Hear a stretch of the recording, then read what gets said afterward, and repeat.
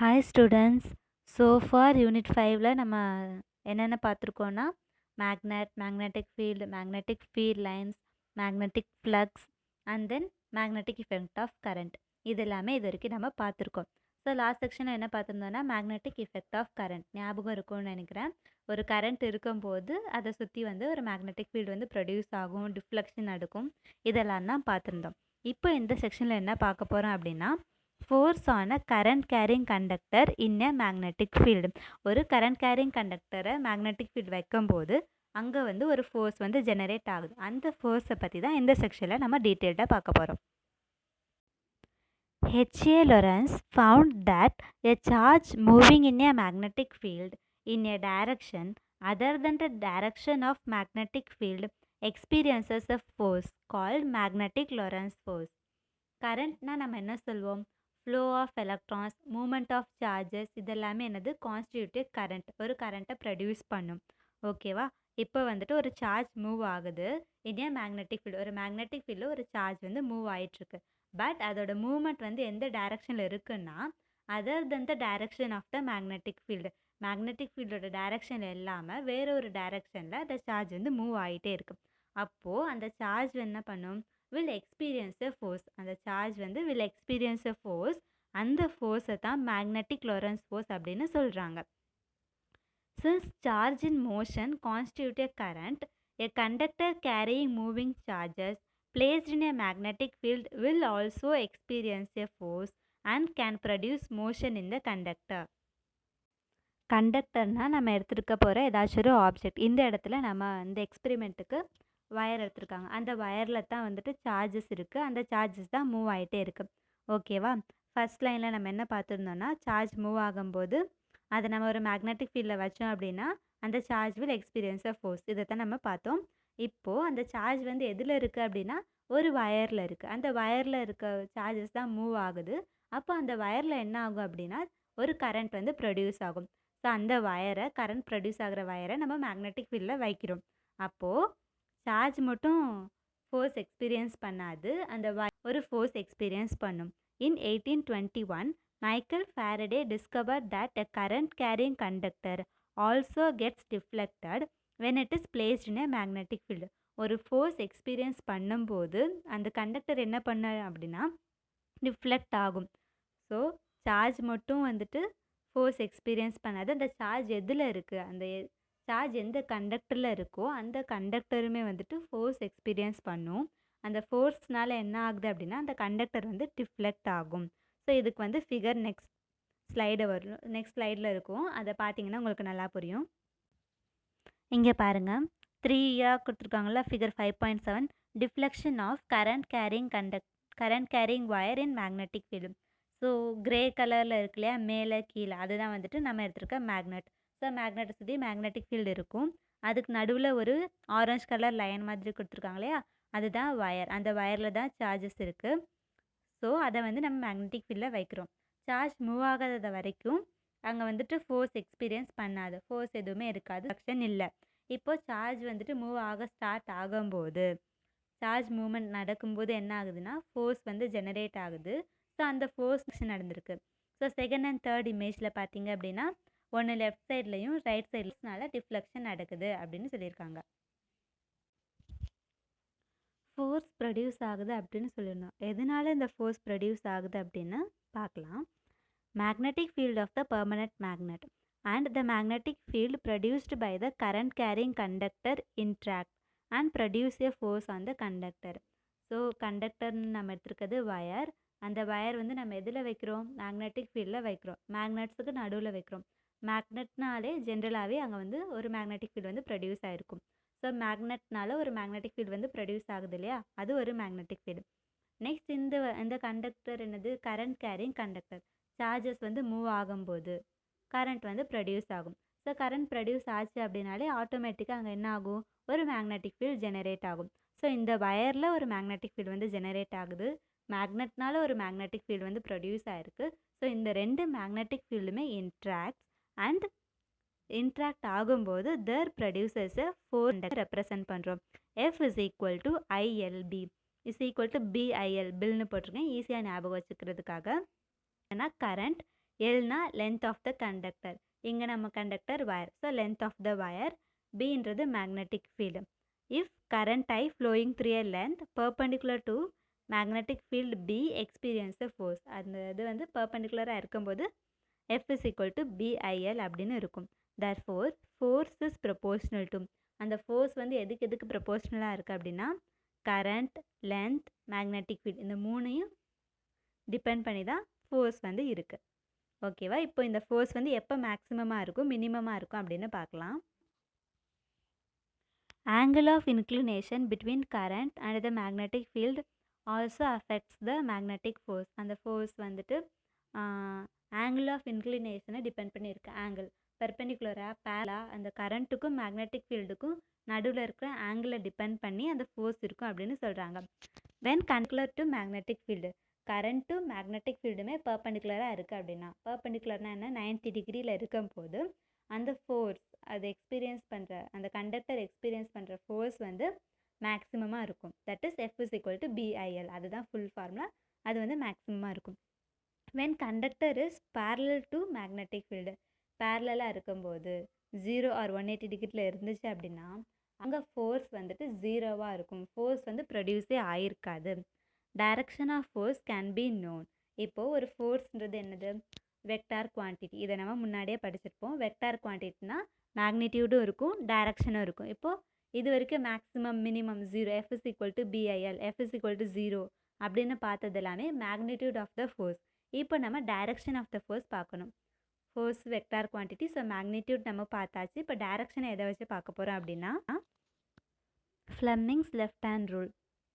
So இதுக்கு வந்து நம்ம thumb, 4 finger, middle finger of the left hand. Left ஹேண்டை நம்மளோட லெஃப்ட் ஹேண்ட் எடுத்துகிட்டு மிடில் ஃபிங்கர்னால் தெரியும், மிடில் ஃபிங்கர், செகண்ட் ஃபிங்கர்ன்றது 4 ஃபிங்கர், தம்ன்றது கட்டை விரல்.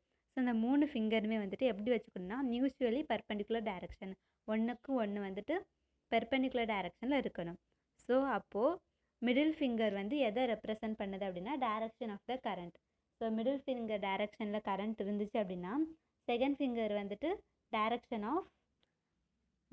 ஆஃப் மேக்னெட்டிக் ஃபீல்டு இருக்கும். தென் தம் கட்டுவிரல் டைரக்ஷனில் வந்துட்டு டைரக்ஷன் ஆஃப் ஃபோர்ஸ். அந்த இமேஜ் பார்த்தீங்கன்னா உங்களுக்கு நல்லா புரியும். 3 ஃபிங்கர்ஸுமே நம்ம பர்பெண்டிகுலர் டைரக்ஷனில் வச்சுட்டோம்னா மிடில் ஃபிங்கர் கரண்ட்டோட டைரக்ஷன், second finger direction of magnetic field, thumb direction of force. So இதுதான் ஃப்ளெமிங்ஸ் லெஃப்ட் ஹேண்ட் ரூல். இதை வச்சு தான் ஃபோர்ஸோட டைரக்ஷன் என்னென்னு கண்டுபிடிப்பாங்க. நெக்ஸ்ட் இந்த வீடியோ பாருங்கள். என்எஸ் அப்படின்னு போட்டிருக்கிறது தான் நான் மேக்னெட் எடுத்திருக்கோம். ஸோ அதுக்கு நடுவில் வச்சுருக்கிறது வயர். நம்ம ஸ்விட்ச் ஆன் பண்ணும்போது டிஃப்ளெக்ஷன் நடக்குது பார்த்தீங்களா?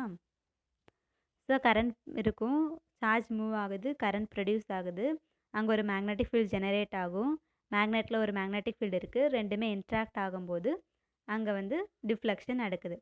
இப்போ இந்த மேக்னெட்டோட டைரக்ஷனை மாற்றி வைக்கிறேன், சவுத் நார்த் அப்படின்னு. இப்போ இருக்கிற டிஃப்ளெக்ஷன் பாருங்கள், ஆப்போசிட் டைரக்ஷனில் டிஃப்ளெக்ஷன் நடக்கும். ஃபஸ்ட்டு வந்துட்டு எந்த சைடு டிஃப்ளெக்ஷன் நடந்துச்சுன்னு பாருங்கள்.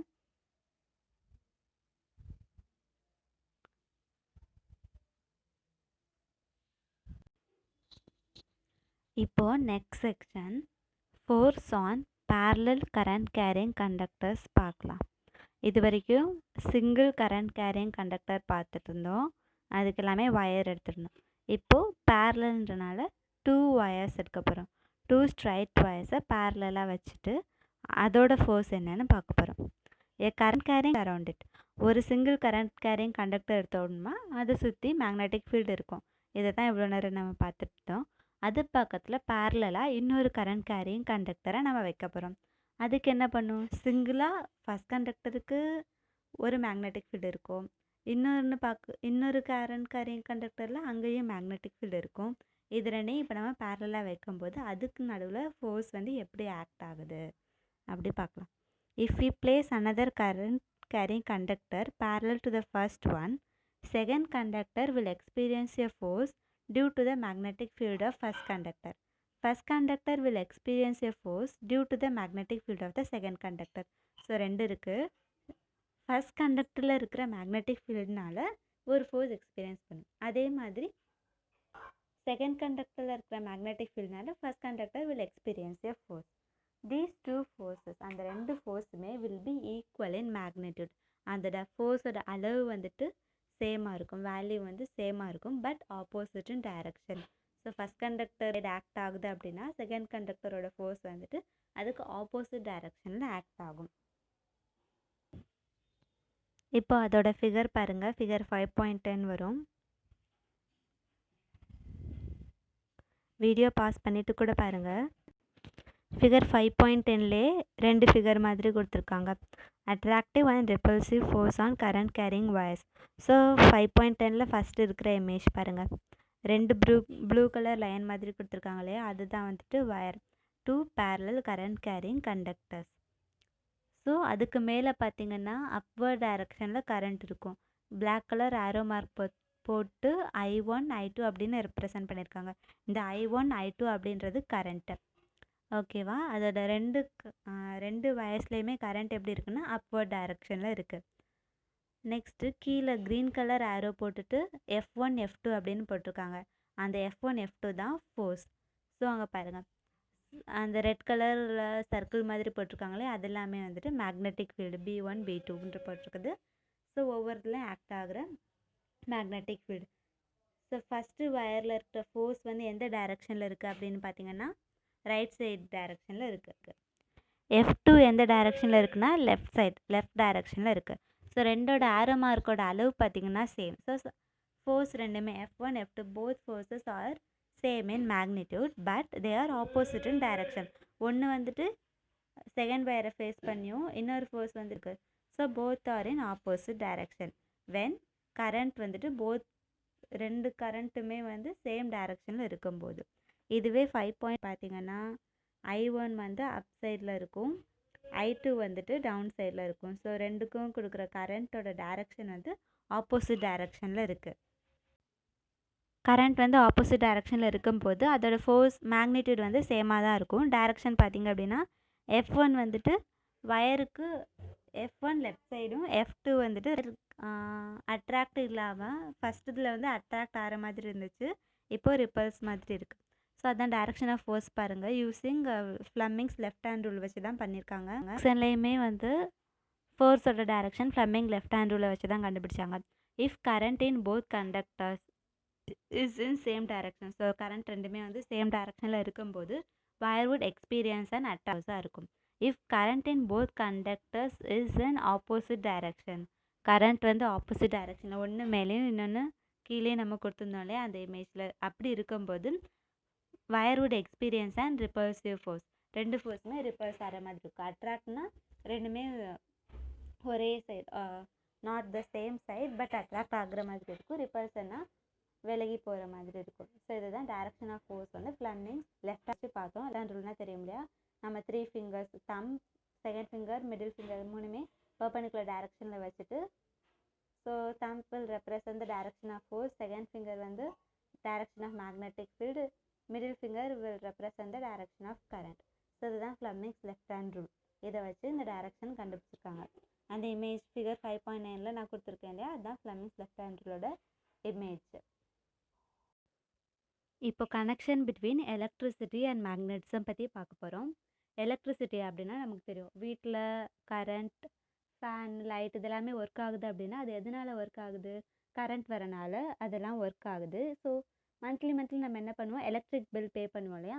ஸோ இதெல்லாமே என்னது, எலக்ட்ரிசிட்டி பற்றி படிக்கிறது. எலக்ட்ரிசிட்டினா எலக்ட்ரிக்கல் ரிலேட்டட் திங்ஸை பற்றி படிக்கிறது வந்து எலக்ட்ரிசிட்டி. மேக்னெட்டிசம் அப்படின்னா மேக்னெட்டிக் ரிலேட்டட் திங்ஸ் பற்றி படிக்கிறது. Magnetic field, magnetic field lines இதெல்லாம் படிக்கிறது வந்து மேக்னெட்டிசம். ஸோ இது ரெண்டுக்கும் நடுவில் இருக்கிற ரிலேஷன், கனெக்ஷனை பற்றி இப்போ நம்ம பார்க்க போகிறோம். when there is current, the magnetic field is produced and the current carrying conductor behaves like a magnet. So இவ்வளோ நேரம் நம்ம பார்த்தது தான் இங்கே சொல்லியிருக்காங்க. ஒரு ஆப்ஜெக்டில் கரண்ட் இருக்குது அப்படின்னா அதை சுற்றி என்ன ஆகும், ஒரு மேக்னெட்டிக் ஃபீல்டு வந்து ப்ரொடியூஸ் ஆகும். இப்போது அந்த ஆப்ஜெக்டை சுற்றி மேக்னெட்டிக் ஃபீல்டு வந்து ப்ரொடியூஸ் ஆயிருக்கு அப்படின்னா that object will behave as a magnet. அந்த ஆப்ஜெக்ட் வந்து மேக்னெட் மாதிரி பிஹேவ் பண்ணுது அப்படின்னு அர்த்தம். ஏன்னா மேக்னெட்டை சுற்றி தான் மேக்னெட்டிக் ஃபீல்டு வந்து ப்ரொடியூஸ் ஆகும். ஸோ அது வந்து அது மாதிரி பிஹேவ் பண்ணுது. கரண்ட் அப்படின்றது என்னது, எலக்ட்ரிசிட்டி, ஓகேவா. கரண்ட் வந்து ஃபீல்டு வந்து ப்ரொடியூஸ் ஆகி மேக்னெட் மாதிரி பிஹேவ் ஆகுது. ஸோ இதுதான் connection between electricity and magnetism. இப்போ 3 குடுத்துருக்காங்க. ஒவ்வொன்னுமே வந்துட்டு எப்படி அதில வந்து மேக்னெட்டிக் ஃபீல்ட் வந்து ப்ரொடியூஸ் ஆகுது அப்படின்னு குடுத்துருக்காங்க. In lodestone magnetic property arises due to the motion of electrons. So lodestone அப்படின்றது ஒரு நேச்சுரல் மேக்னெட்.